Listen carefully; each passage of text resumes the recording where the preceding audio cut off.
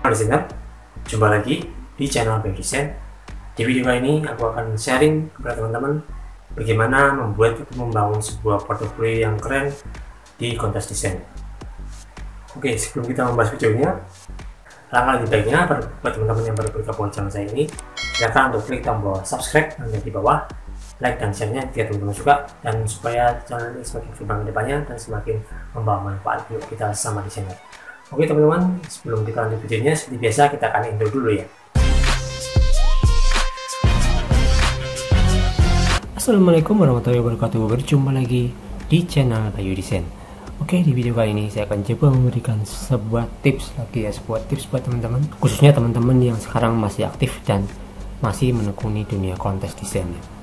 Nah, tips yang akan saya bagikan ini adalah bagaimanakah cara membuat sebuah portofolio yang keren di kontes desain ya, terutama teman-teman yang masih berjuang untuk bisa lolos di nantian desain ya teman-teman ya. Dan ini adalah tips yang mungkin akan sangat berguna sekali buat teman-teman yang masih berjuang di sana. Dan semoga setelah teman-teman lihat tips dan video ini ya, teman-teman akan bisa lolos dan akhirnya bisa diterima di nantian dan akhirnya bisa kontes di sana.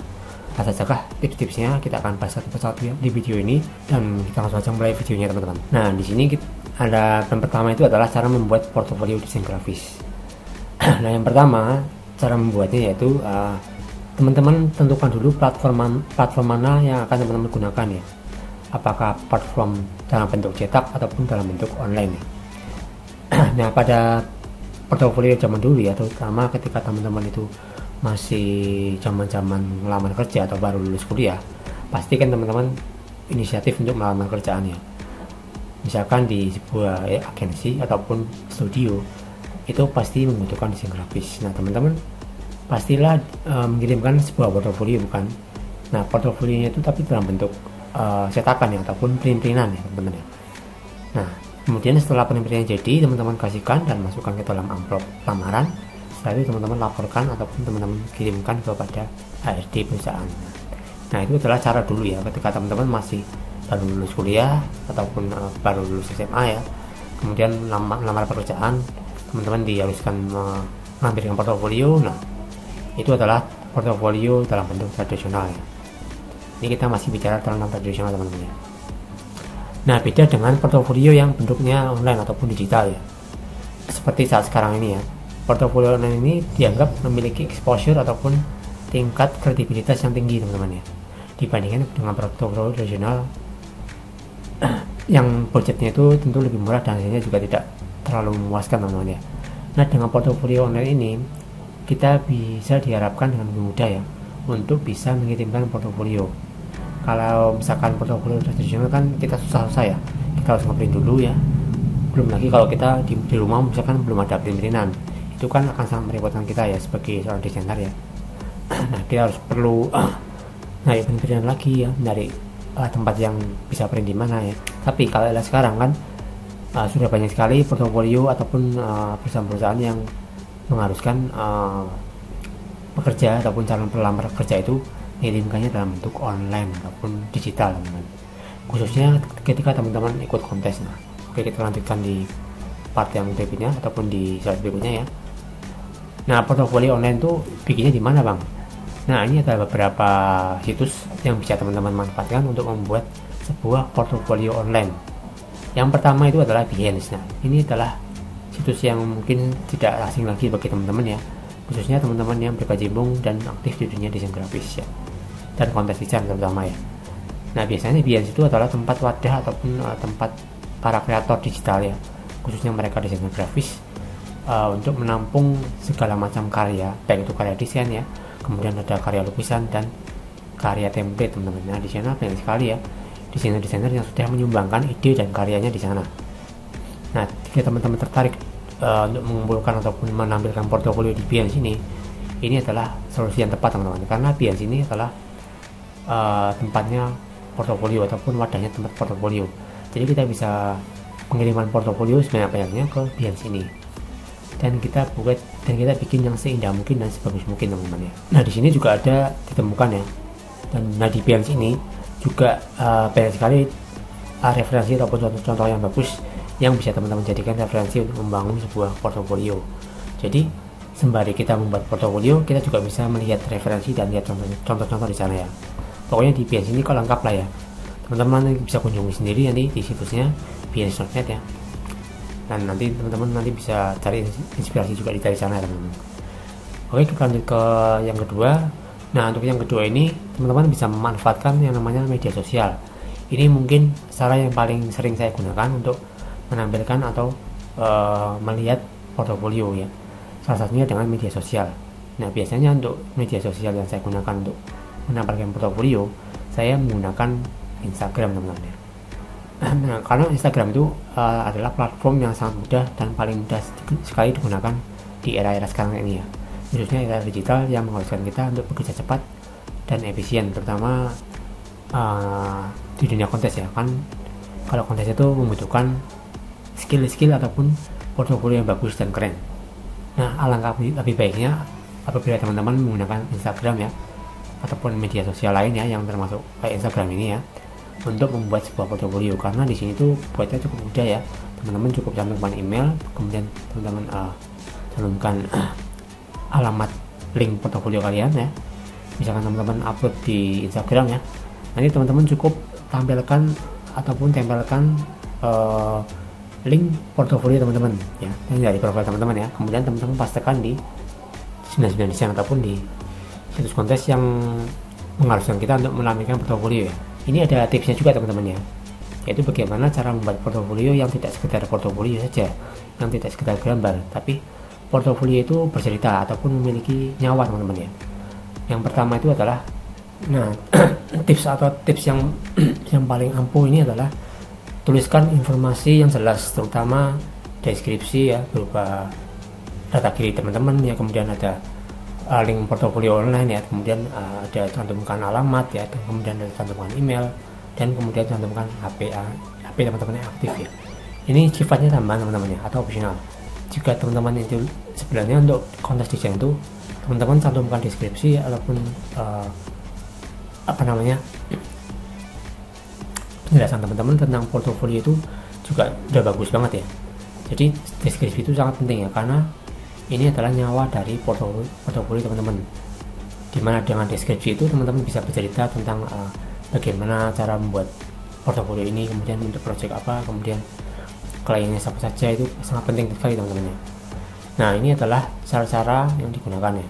Kemudian tipsnya itu adalah ini juga sekaligus bisa menjadi personal branding buat teman-teman ya, dimana dengan tips ini teman-teman bisa sekaligus mempromosikan branding ataupun brand teman-teman kepada masyarakat luas ya. Oke, kita lanjut ke yang kedua. Untuk tips yang kedua yaitu tentukan tema, gaya, dan desain portofolio teman-teman. Nah, ini penting ya, kembali lagi ya, kita di portofolio atau membangun portofolio ini kan tujuannya adalah menentukan kemana ataupun temanya. Bayangkan teman-teman tidak punya tema ataupun gaya desain, ataupun tidak punya style sama sekali, alias polosan doang, itu akan sangat menjenuhkan dan sangat membosankan. Apalagi di desain ya, di 99 desain itu kan portofolio itu wajib portofolio yang keren, yang wah, dan yang top lah. Kalau teman-teman menampilkan portofolio itu cuma biasa-biasa saja dan polos-polos saja, itu kemungkinan diterima di desain itu akan sangat sulit teman-teman. Jadi kita harus mempertimbangkan beberapa elemen-elemen seperti gaya desain ya, kemudian font yang digunakan seperti apa, kemudian bagaimana cara memisahkan setiap bagian portofolio, yang misalkan portofolio A tentang logo, portofolio B ya tentang poster, kemudian portofolio C tentang desain website misalkan. Nah, seperti itu ya, teman-teman harus bisa memilih-milih dan memilah-milah halaman-halaman yang sesuai dengan jenis desain teman-teman. Kemudian bagaimana cara penataan layoutnya, ini juga penting juga ini. Layout ini sangat penting ya, karena layout ini akan menentukan bagus dan tidaknya portofolio yang kita bikin. Jika kita bisa membuat layout yang keren dan layout yang bagus, layout yang rapi dan enak dilihat, maka besar kemungkinan ya teman-teman akan lebih mudah diterima di situs kontes manapun ya, terutama di nantian desain ya, yang mengharuskan kita membuat portofolio yang bagus. Oke, kita lanjutkan di slide yang ketiga. Nah, ya, slide yang ketiga ini adalah pilihlah hasil karya terbaik dari teman-teman ya. Jadi kita itu tidak hanya menampilkan portofolio dengan hasil karya kita, tapi kita harus bisa mengeluarkan seluruh kemampuan kita untuk bisa memposting ataupun mengunggah gambar-gambar yang menurut kita itu paling terbaik dan paling the best lah di antara portofolio teman-teman yang teman-teman miliki ya. Jadi kalau saya itu prioritasnya itu membuat portofolio yang terbaik teman-teman. Kalau portofolio ataupun desainnya kurang baik, saya tidak akan ikutkan atau saya tidak akan cantumkan. Jadi hanya portofolio yang paling bagus yang harus teman-teman masukkan ke portofolionya ya. Jadi kalau misalkan teman-teman ragu nih, oh ini desainnya kok kurang bagus atau kurang oke, teman-teman jangan cantumkan. Teman-teman coba lihat lagi portofolio teman-teman yang menurut teman-teman ini paling bagus lah. Jadi itu seperti itu ya, fokus pada desain atau hasil karya yang terbaik dari yang teman-teman miliki. Kemudian untuk yang keempat ini adalah, nah ini penting juga ya, jadi ketika kita membuat portofolio, kumpulkan sebuah ide dan inspirasi portofolio.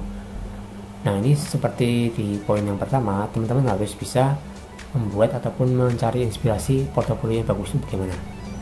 Nah cara mencari inspirasi desain itu adalah dengan cara melihat dari Google ya, kemudian melihat dari Pinterest, kemudian melihat dari Shutterstock mungkin, dan melihat dari teman-teman sama desainer yang memiliki portofolio yang bagus, ataupun kita bisa melihat karya-karya top level yang misalkan kita bisa ambil inspirasi dari sana, kemudian kita bisa modifikasi sendiri sesuai dengan style kita masing-masing. Nah, itu perlu ya, karena inspirasi itu harus terus diasah dan harus terus ada teman-teman.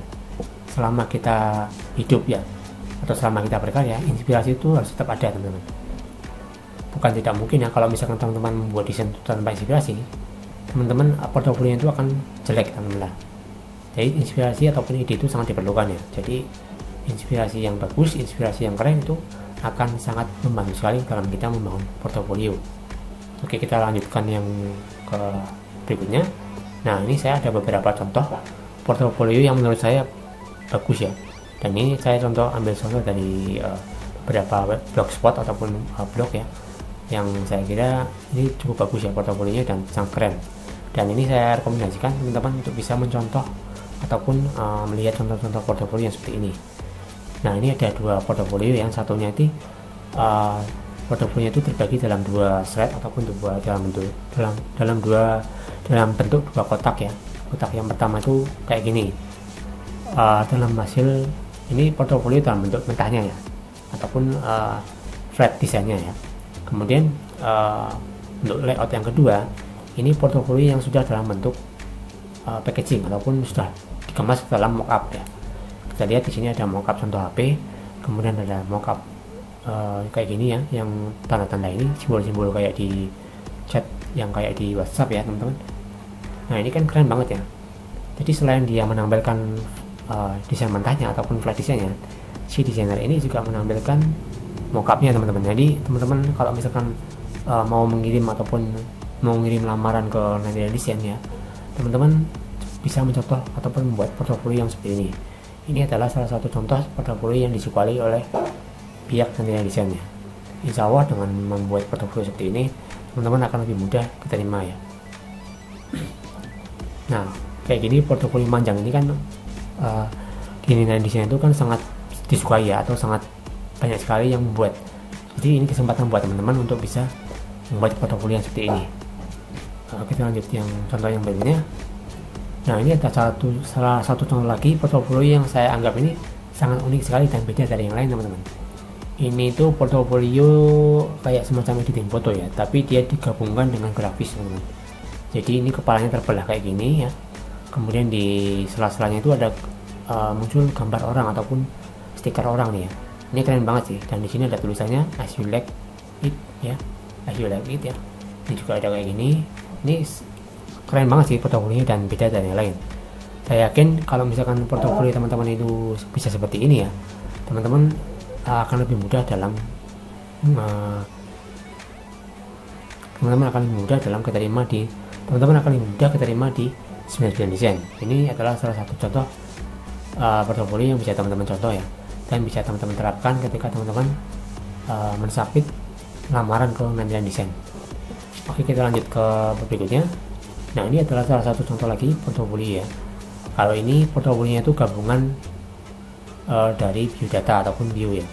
Nah di sini si desainer ini menampilkan about me-nya ataupun profilnya lah ya, profil singkatnya. Dia mencantumkan bahasa, kemudian software yang dia kuasai, kemudian pendidikan, sertifikasi ya, kemudian pengalaman kerja juga dia cantumkan. Jadi dia itu mencantumkan portofolio sekaligus dia mencantumkan CV-nya ataupun profilnya teman-teman. Kemudian di bawahnya ada konten. Ini konten ini kayaknya ini mockupnya atau portofolio hasil desain dia ya. Ini dalam bentuk mockup ya, ada yang dimasukkan ke HP, ada yang dimasukkan ke guci ya ataupun cangkir ya, kemudian ada yang dimasukkan ke dalam kaos ya. Dan ini juga ada portofolio yang ada di luar kayak gini, yang di luar ya. Kemudian di sampingnya juga ada nih contohnya lagi. Jadi bikin kayak gini keren banget nih, kemungkinan diterima itu sangat besar teman-teman. Nih misalkan mockupnya di HP, kemudian ada panduannya nih kayak di semacam apa ya, grafik dan manualnya lah ya. Ini ada ukurannya berapa, kemudian ada apa namanya outline-nya ya. Kemudian di sini juga ada nih portofolio dalam bentuk printer ya. Kemudian ada, ini adalah portofolio yang ketika dioperasikan ya teman-teman ya. Coba teman-teman terapkan ya ketika teman-teman mensubmit ataupun melamar menjadi desainer di 99 Design.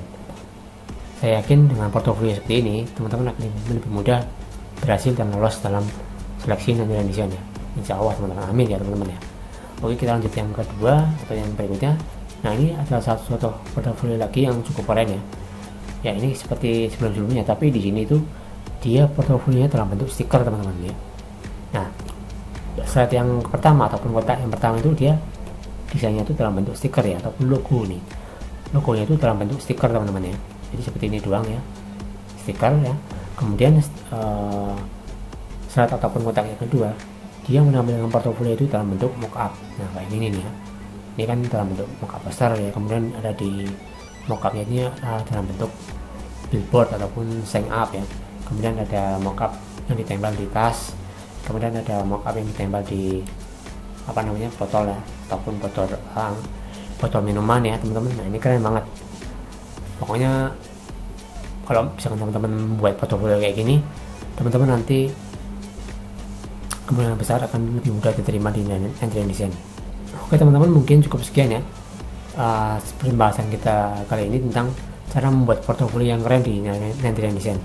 Semoga penjelasan ini bermanfaat, dan jika ada pertanyaan seputar konteks desain ataupun portofolio ini ya, cara membuatnya gimana, teman-teman nanti bisa tuliskan di kolom komentar, nanti saya akan dijawab. Oke teman-teman, semoga bermanfaat tutorial ini. Kita jumpa lagi di video berikutnya. Terima kasih. Wassalamualaikum warahmatullahi wabarakatuh.